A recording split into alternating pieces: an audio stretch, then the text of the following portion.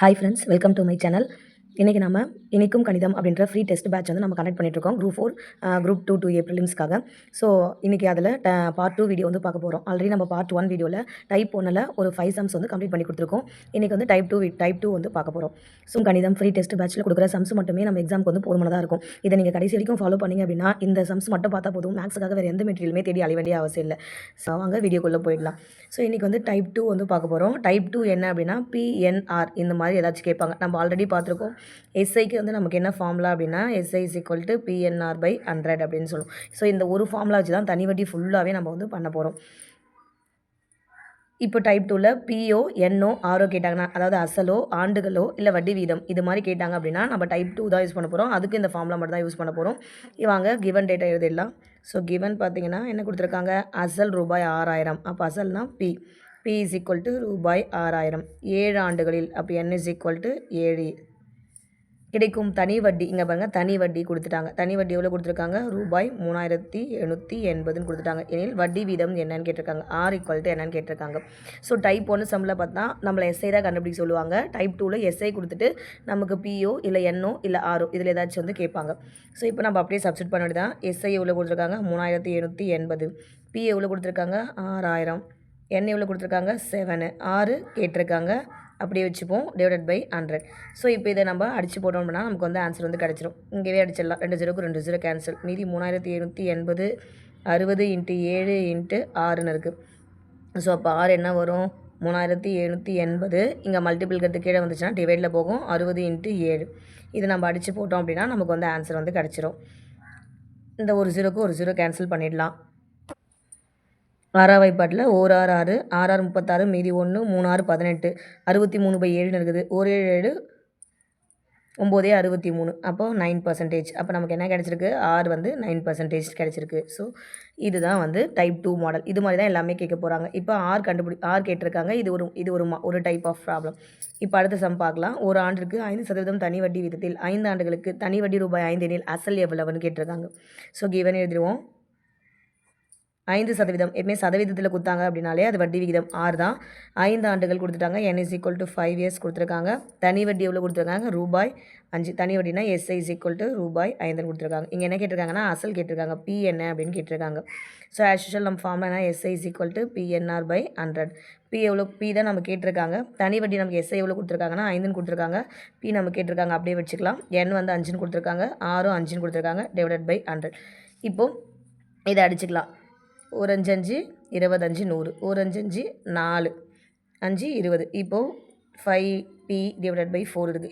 இந்த டிவைட் இந்த பக்கம் போச்சுன்னா மல்டிபிள் ஆகிடும். அப்போ P = 5 × 4 20. அப்போ அசல் நமக்கு எவ்வளோ வருது, 20 ரூபாய். அப்போ இதுதான் நமக்கு answer. So next 8th sum. Raj ரூபாய் 10,000 5% வட்டி விதத்தில் வைப்பு நிதியாக செலுத்துகிறார் எனில் எத்தனை வருடங்களில் ரூபாய் 11,000 அவர் பெறுவார் அப்படின்னு கொடுத்துருக்காங்க. இங்கே பாருங்கள், இங்கேயும் ரூபாய்னு இருக்குது, இங்கேயும் ரூபாய்னு இருக்குது. ஸோ இப்போ இங்கே என்ன கன்ஃபியூஷன் வரும்னா, எது அசல் எது மொத்த தொகை அப்படின்றது நமக்கு தெரியாது. அதாவது இங்கே என்ன சொல்லியிருக்காங்கன்னா, ராஜ் அப்படின்ற ஒரு 10,000 ரூபாவை 5% வட்டி விதத்தில் டெபாசிட் பண்ணுறாரு. அவர் ஏதோ கொஞ்ச நாள் கழிச்சு ஏதோ சம் இயர்ஸில் 11,000 ரூபாவை அவர் வந்து பெறுறார். அப்போ அந்த 11,000 தான் நமக்கு மொத்த தொகையாக இருக்கும். அதாவது இதில் இங்கே பாக்ஸில் எழுதிக்கங்க, பெறுகிறார், மாறுகிறது அப்படின்னு வந்துச்சு அப்படின்னாலே அதுக்கு முன்னாடி இருக்கிற வேல்யூ வந்து உங்களுக்கு மொத்த தொகையாக தான் இருக்கும். இப்போ இங்கே பெறுவார்னு இருக்குது. அப்போ பெறுவாருக்கு முன்னாடி இருக்கிற என்ன வேல்யூ என்னவாக இருக்கும், மொத்த தொகை. அப்போ ஏன்றது என்னது, ரூபாய் 11,000. இது வந்து P = ரூபாய் 10,000.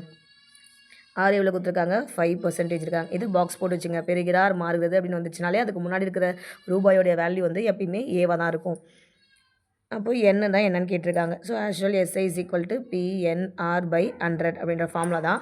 ஆனால் இந்த போடணும் அப்படின்னா நமக்கு இங்கே SIன்றது நமக்கு என்னன்னு தெரியாது. SI தெரிஞ்சால் தான் இங்கே நமக்கு என்ன கொடுத்துருக்காங்க, R கொடுத்துருக்காங்க, P கொடுத்துருக்காங்க, என்ன கண்டுபிடிக்க முடியும். ஸோ அப்போ ஃபஸ்ட்டு நம்ம SI கண்டுபிடிக்கிறதுக்கு நமக்கு இன்னொரு ஃபார்முலா, செகண்ட் ஃபார்முலா என்ன, A = P + SI. இப்போ இந்த SI கண்டுபிடிக்கிறதுக்காக தான் இங்கே Aவோட வேல்யூ கொடுத்துருக்காங்க. Aவோட வேல்யூ என்னென்னு, 11,000 = இதோட P வந்து 10,000 ப்ளஸ் SI. அப்போ SI தான் நமக்கு வேணும். இந்த ப்ளஸ் அந்த பக்கம் போச்சுன்னா மைனஸ் ஆகிடும். 11,000 அதில் 10,000 போயிடுச்சு அப்படின்னா 1000 ரூபாய். ஸோ 1000 rupees தான் வந்து நமக்கு SI வந்து கிடச்சிருக்கு. ஸோ இப்போ இது எடுத்து இங்கே சப்ஸ்டிட் பண்ணிக்கலாம். SIன்றது எவ்வளோ கொடுத்துருக்காங்க, 1000. P எவ்வளோ கொடுத்துருக்காங்க, 10,000. என் எவ்வளோ கொடுத்துருக்காங்க அதெல்லாம் நம்ம கேட்குறாங்க. ஆர் எவ்வளோ கொடுத்துருக்காங்கன்னா 5 டிவைடட் பை 100. இப்போ இதை கேன்சல் பண்ணிடலாம். 2 0க்கு 2 0 கேன்சல் ஆகிடும். இப்போ மீதி என் வேணும், இங்கே என் மட்டும் வேணும் அப்படின்னா இந்த 100ம் 5ம் கீழே வந்துடும், ஏன்னா மல்டிபிள் இருக்குது. அப்போ 1000 டிவைடட் பை 100 இன்ட்டு 5. இந்த 100க்கு 2 0க்கு 2 0 கேன்சல், 1 5 5 2 5 10. அப்போ 2 இயர்ஸ். இப்போ எல்லாம் நமக்கு 2 இயர்ஸ். 2 இயர்ஸில் பார்த்தீங்கன்னா ஒரு 11,000 ரூபாய் வந்து வாங்கியிருப்பார் அப்படின்றத சொல்லிட்டுருக்காங்க. அதுக்கு அடுத்தது 9th சம். ரூபாய் 1600க்கு 2 வருடங்கள் 4 மாதங்களில் கிடைக்கும் தனி வட்டி ரூபாய் 232 எனில் வட்டி வீதம் என்னன்னு கேட்டிருக்காங்க. இப்போ இங்கே பி எவ்வளோ இருக்குது? 1600 வரும். இங்கே பாருங்கள், இயர்ஸ் என்ன கொடுத்துருக்காங்கன்னா 2 years 4 months கொடுத்துருக்காங்க. எப்பயுமே என்னவா இருக்கணும், நமக்கு இயர்ஸில் மட்டும் தான் இருக்கணும். ஸோ இப்போ இயரும் மந்த்து மிங்கிளாக இருக்குது அப்படின்னா நம்ம என்ன பண்ணணும், இதை டோட்டலாக மந்த்து கன்வெர்ட் பண்ணணும். அப்போ 2 வருஷம் அப்படின்னா ஒரு வருஷத்துக்கு 12 மாதம், அப்போ 2 வருஷத்துக்கு 24 மந்த் இருக்கும், ப்ளஸ் இந்த ஒரு 4 மந்த். அப்போ 24 ஒரு நாளும் 28 மந்த் வந்துருக்குது.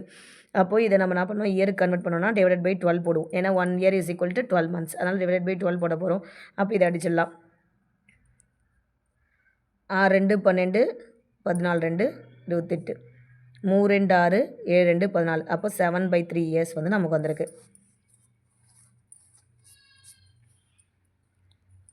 அடுத்தது எஸ்ஐ கொடுத்துருக்காங்க. எஸ்ஐ எவ்வளோ கொடுத்துருக்காங்க? 252 ரூபாய்னு கொடுத்துருக்காங்க. ஆர் தான் நமக்கு என்னென்னு கேட்குறாங்க. இப்போ எஸ்ஐ இஸ் ஈக்குவல் டு நமக்கு என்ன ஃபார்முலா? PNR/100. எஸ்ஐ எவ்வளோ கொடுத்துருக்காங்க? 252. பி வந்து 16,000 கொடுத்துருக்காங்க. என் நம்ம கண்டுபிடிச்சது 7/3. ஆர் தான் நம்ம கேட்குறாங்க, டிவைடட் பை 100. இப்போ இந்த நம்ம ஆக்சுவலாக அந்த 3 என்ன பண்ணுவோம், கீழே கொண்டு வந்துடுவோம். அப்போ 252 16,000 into 7 into 6 divided by 3 into 100. இந்த 2 0க்கு இந்த 2 0 கேன்சல் ஆகிடும். இப்போ இதை அடிச்சு போட்டால் அந்த இந்த 3 இந்த பக்கம் போச்சுன்னா மல்டிபிள் ஆகிடும்.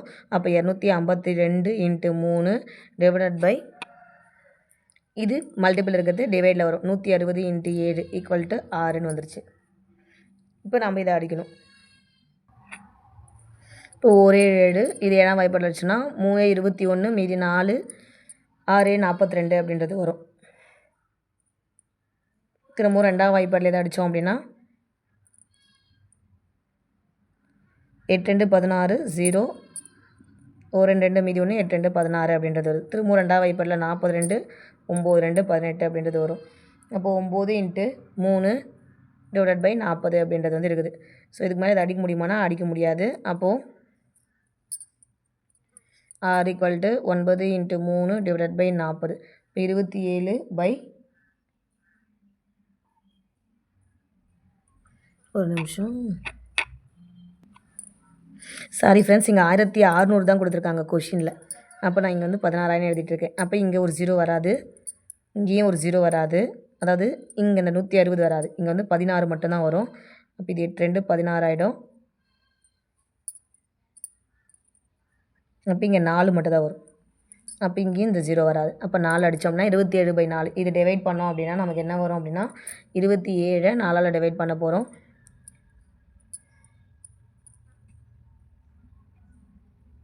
6 4 5 4 20, 6 4 24 மீதி 3. அப்போ என்ன வருது நமக்கு, என்ன ஆன்சர் அப்படின்னா 6 3/4%. இதுதான் நமக்கு என்னது, ஆர் அப்படின்றது வந்து கொடுத்துருக்காங்க. ஸோ சாரி ஃப்ரெண்ட்ஸ், இங்கே வந்து கொஷினில் தான் நான் தப்பாக எழுதிட்டேன். 1600 தான் கொடுத்துருக்காங்க, 16,000 எழுதிட்டேன். ஒரு 0 வந்து எக்ஸ்ட்ரா வந்துருச்சு. இந்த மட்டும் பார்த்துங்க, இன்னொரு முறை சொல்லிடுறேன் பாருங்கள். 1600 ரூபாய் வட்டி. ஸோ என்ன வந்து நம்ம இயர்ஸ்க்கு வந்து கன்வெர்ட் பண்ணிட்டோம். இப்போ SI is equal to PNR/100. அப்படியே வேல்யூ சப்ஸ்டியூட் பண்ணுறோம். இது கீழே வருது. அதுக்கப்புறம் இதை இந்த பக்கம் கொண்டு போயிட்டு நீங்கள் அடிச்சு போட்டிங்கன்னா உங்களுக்கு ஆன்சர் வந்து வந்துடும். நெக்ஸ்ட்டு 10வது. ஒரு குறிப்பிட்ட அசல் தொகைக்கு 2 வருடங்களில் 3/4% வட்டி விதத்தில் கிடைக்கும் எஸ்ஐ ரூபாய் 210 தொகை காண்கன்னு கேட்டிருக்காங்க. ஒன்றும் இல்லை, தொகை அப்படின்றது எதை மென்ஷன் பண்ணோம் அப்படின்னா பிஏ தான் மென்ஷன் பண்ணோம். அதாவது அசலை தான் வந்து தொகை அப்படின்னு சொல்லியிருக்காங்க. இப்போது என்ன கொடுத்துருக்காங்க, ஏதோ ஒரு குறிப்பிட்ட அசல் தொகைக்கு நமக்கு பி என்னன்னு தெரியாது, அதை நம்ம கண்டுபிடிக்க போகிறோம். 1/3 வருடங்கள் கொடுத்துட்டாங்க. அப்போ n is equal to 1/3 ace கொடுத்துருக்காங்க. இது என்ன கொடுத்துருக்காங்கன்னா மிக்ஸ்டு ஃப்ராக்ஷன், கலப்பு பின்னத்தில் வந்து கொடுத்துருக்காங்க. ஸோ இதை பின்னமாக மாற்றிக்கலாம். 3 2 6 6 1 7. இப்போ 7/3 இயர்ஸ் வந்து கொடுத்துருக்காங்க.